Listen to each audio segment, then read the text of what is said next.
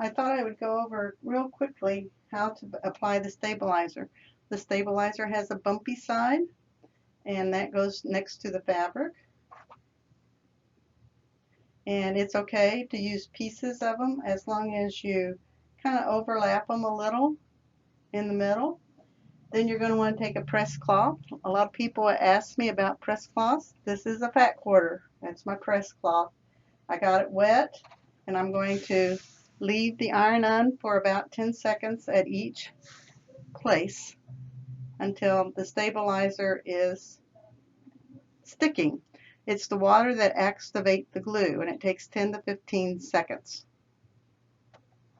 After you get this all pressed down, then you're going to fold it with right sides together, and you're going to stitch a 1/4 inch across. Stitch a 1/4 inch across. Then you're going to open the tube.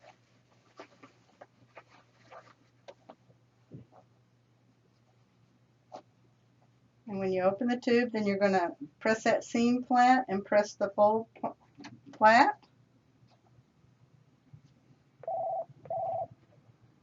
And then I found it easier to take my pipe cleaner and shove it right up into, I'm doing it on the fold side.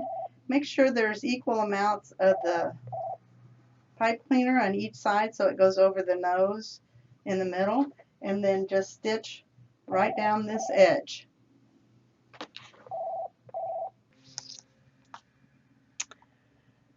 Once you've stitched all the way around your square, then you're going to start your pleats. And so it doesn't matter really how deep the pleat, but after you pleat the side should measure around 3 inches. That's upside down, isn't it? Let me turn that around. It should measure about 3 inches.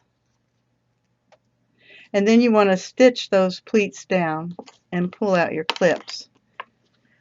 Then you're going to take your 3.5 to 4 inch piece that you're going to use for binding. You're going to fold it over on the ends and stitch it to the back. And then once it's stitched, you're going to open this up and you're going to press it. I like to press these corners kind of in towards the center just a little bit. And at home I press with my iron, not my fingers.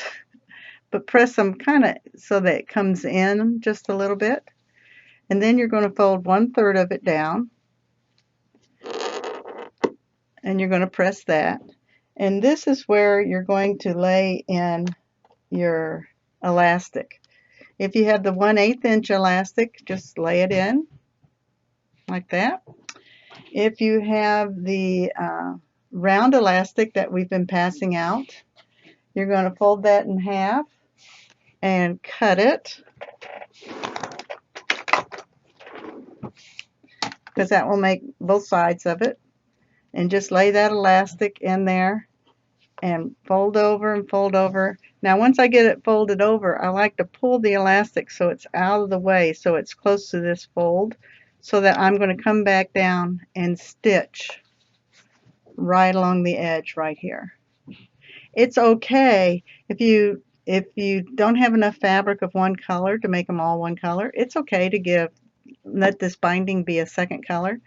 I tried last night with some leftover binding that I had for a quilt that was already double folded, and it worked just fine to use as this little casing for your.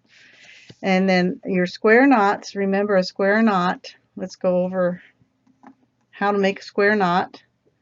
It's left side over the right, and then right side over the left. And after you make that knot, I want you to pull on it really tight, because we don't want these to come out when somebody's trying to put them on their ear. Okay? You could also make these with 1/4 inch, and as we run out of these elastic bands, we'll be using the 1/4 inch. These don't have to be 10 inches then.